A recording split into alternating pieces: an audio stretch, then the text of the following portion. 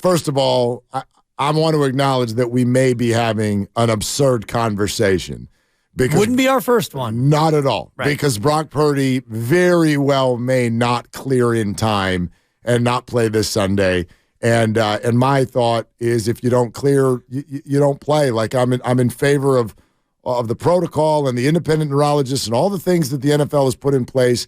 And I know there are issues with the NFL and player safety. Believe you me, I know the almighty dollar beats out their heart every time. I totally get it. But by the same token, I don't know how I'm supposed to look at one clearance versus another and say, well, this one's super duper clear and this one's only clear. And so therefore we shouldn't play this guy or we should play that one. I guess the question we're moving toward is if Brock Purdy is cleared in time, do you still have a problem with the 49ers playing him? You know, we got Macho Man on YouTube who just said we should not be treating players like they're objects. Well, what do you think you're doing every week?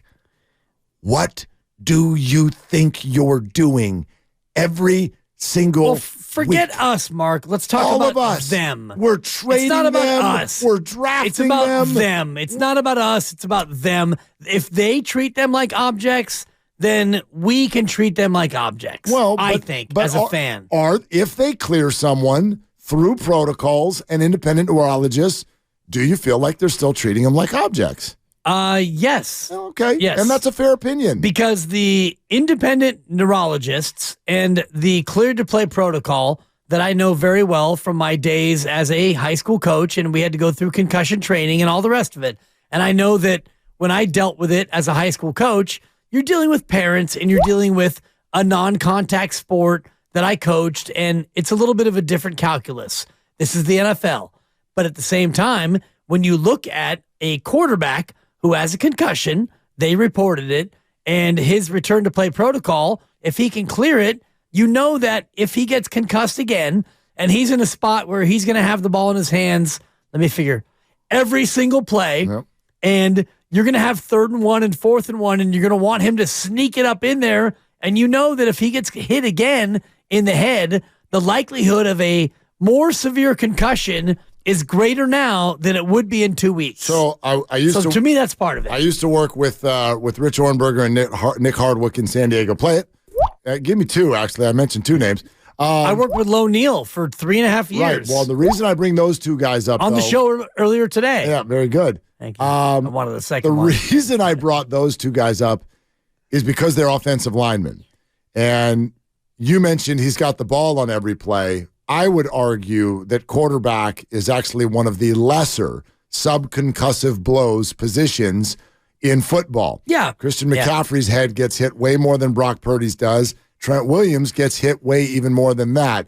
Nick Hardwick, center, guard, for sure. Nick You're was right. Phillip Rivers center, and he talked one day he sat down. This was actually a fascinating conversation.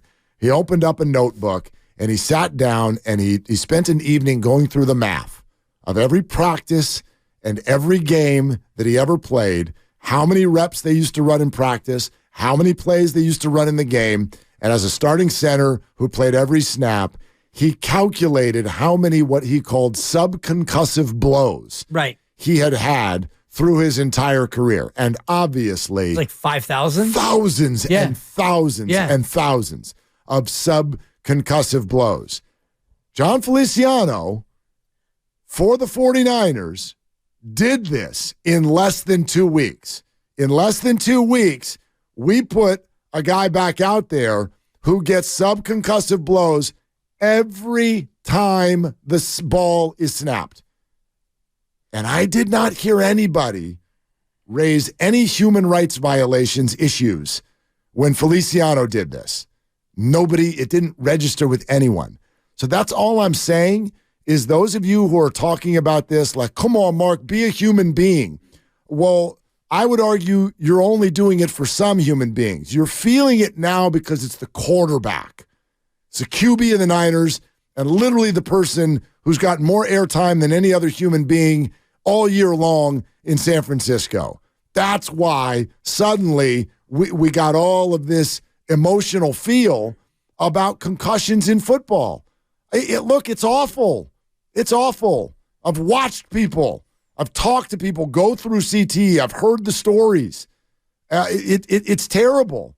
It's also an assumed risk at this point now with the knowledge that we have by people who go play football, and we are either or are not going to accept the protocols that are put in place.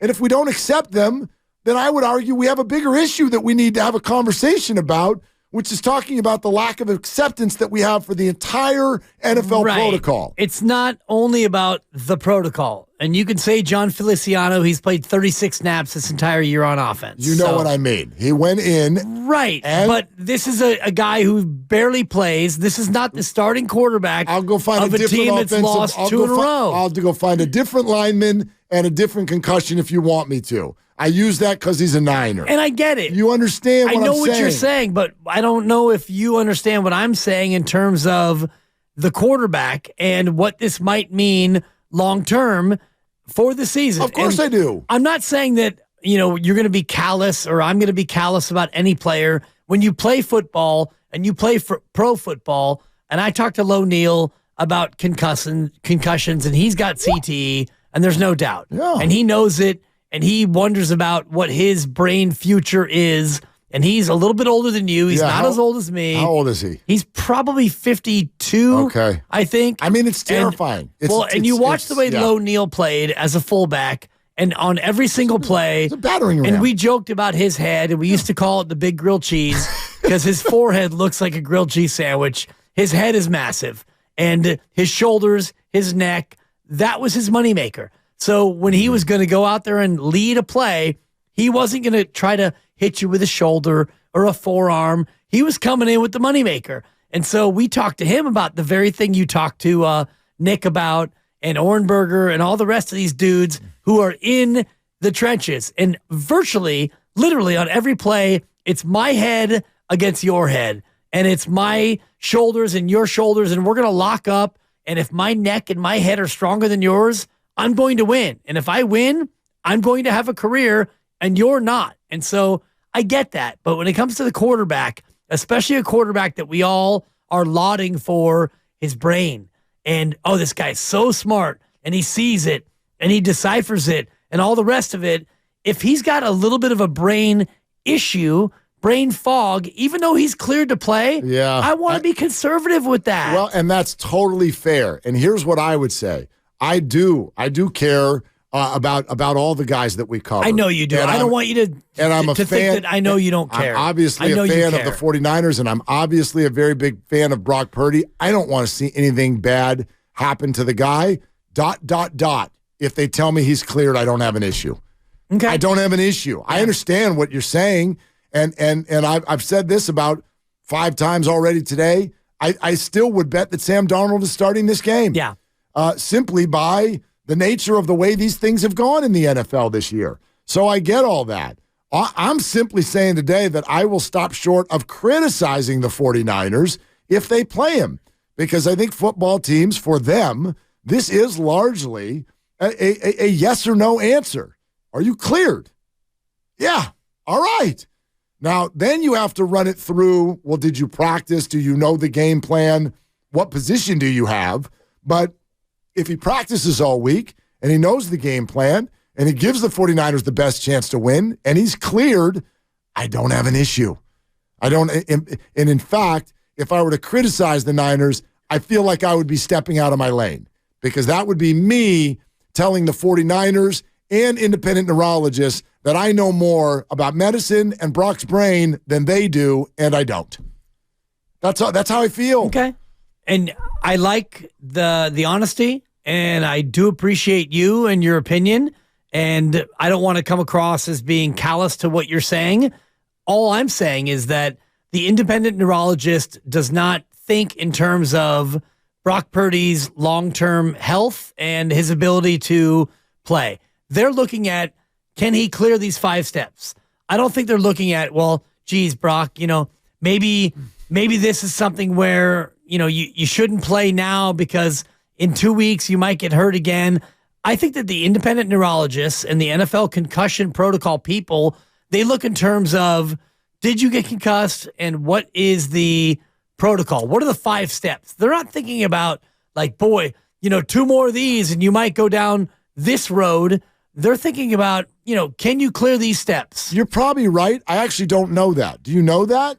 Like, I've never spoken to one of the independent neurologists. I don't know where they come from on this, but I would also argue I find it difficult to think that in the National Football League, there are doctors who even should or even could take into account long-term health when they're talking to players. Because if a doctor is looking at their long-term health, you know damn well what they would tell them. Stop playing football. All of you. End the sport. Totally. Stop. I get that. So that's where I come from. And I hear like a lot of people weighing in on this where it's like, wait a minute. If everything is so kumbaya and everybody's just here looking out for everybody and we don't want anything bad to happen 4 weeks from now or 4 years from now, well, then there's only one answer. Stop playing and stop watching. Stop enjoying. Sure. We can't have that. It's very dangerous. Of course. It's insanity, in fact. To me. So if we accept it, we accept it. Of course, we accept it. Okay. But there are levels to acceptance. And when you have a quarterback playing 5.5 days after he got concussed, as opposed to 20 days after he got concussed, well, the 20-day return to play would be a little bit safer in terms of a repeat concussion than the 5.5 days would be. And that's where the independent neurologist is not going to think about it in terms of, well, they got a bye week coming up. And so maybe I'm not going to clear you.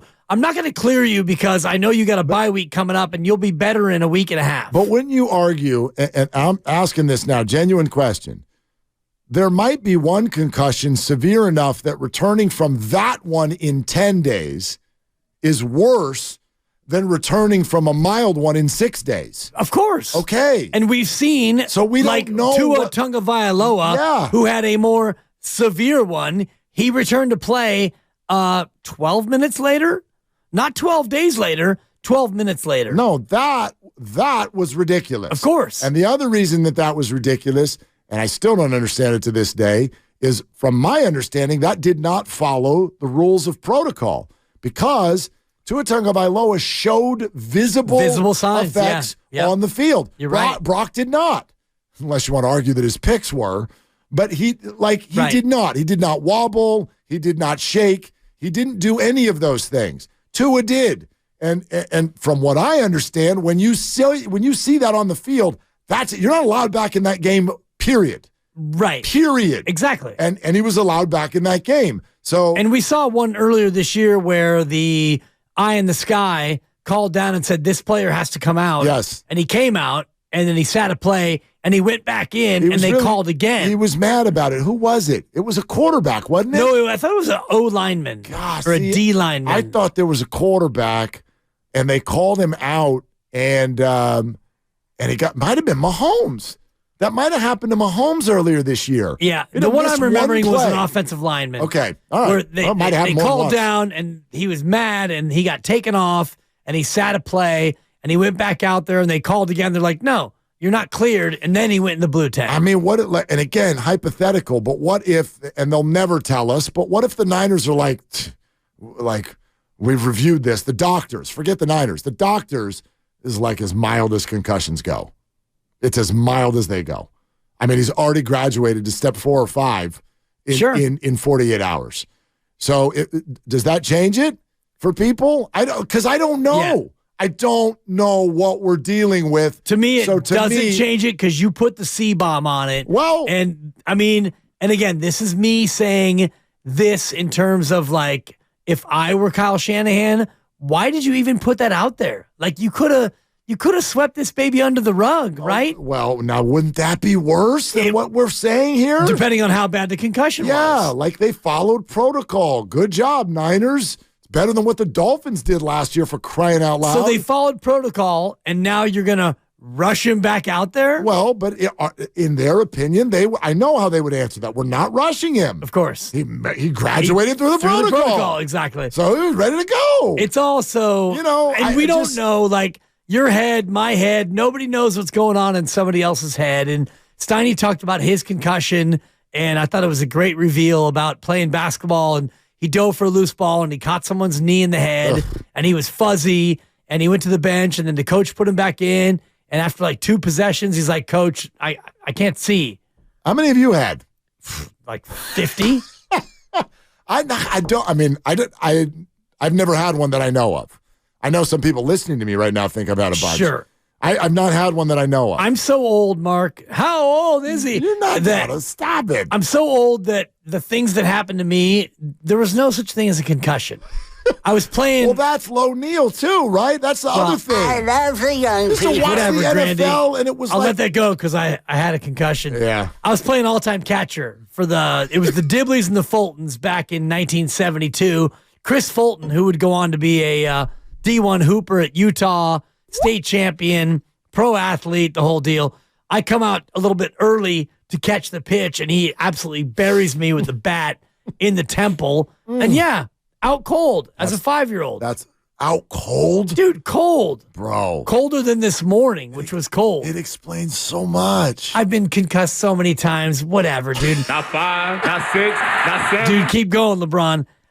Your boy's brain, it bounces around like a Super Bowl. Scrambled I'm like a eggs. 4-year-old in a jumpy house at a birthday party, my all right. brain. Baldy's going to join us in a little bit. K-Dog in Corte Madera has been super patient. Hey, K-Dog, what are you doing? Hey, Willard and Dibs, great to hear you guys. What's cooking? I'm going to show a house in Nevada. I got that's my job. Good Showing luck. houses. Sell So that thing. Sell. I'm going to try. So I noticed on the crossover, I'm going to talk about the concussion thing, but one quick thing. I noticed on the crossover, you guys were also talking about golf. So I'm putting it out there that golf is on me at the Mill Valley Golf Course when you guys can make it.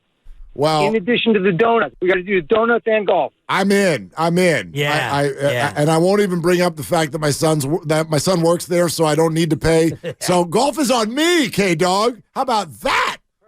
Perfect. So, yeah. So I'll have my people talk to your people about that. How do we set that up? I need to get some people first. That's how. So the concussion, you know what? I'm leaning heavily towards Dibs' thought process here. I love Brock Purdy.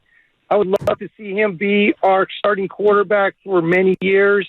I think he's got the potential to be a great winning quarterback for a long time.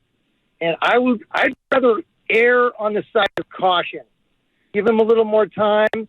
Also, you have the benefit of seeing what's his name, the backup guy, see what he can do a little bit. It gives him a chance to have some game time reps, and just in case we do need him later in the season. So I think there's multiple benefits. It's also at a stage in the season where we can be a little bit patient because it's not even mid-season yet, and I would rather have Brock rest a little bit. I love the guy, and come back after the bye week. He's our starting quarterback, of course, and so that's my. All right, K-Dog, your phone's breaking up a little Thanks, bit there. dog. I think those are all coherent points. I agree with very few of them, but they are coherent, rational points. But I still get uncomfortable when we do this. Look, we're at a point in the season where you lose a game, it's okay. Nope, I reject. No, they're all totally vital, all of them, in my opinion. And this idea, hey, benefit, get to see old what's his name. Well, his name is Sam, and I don't want that. I don't think that's a benefit. I get that people are curious to see him. He's a lesser player. So, therefore, I find it to not be beneficial to the 49ers. Well, the only thing Beneficial would be he doesn't play all year. beneficial is you win no matter what and no matter who plays. That's really ultimately what matters. And if it's Sam Darnold or Brandon Allen, if it's, Moore at left tackle or Trent Williams, if it's TDP in the backfield or if it's CMC, just win the game. That's ultimately what's beneficial.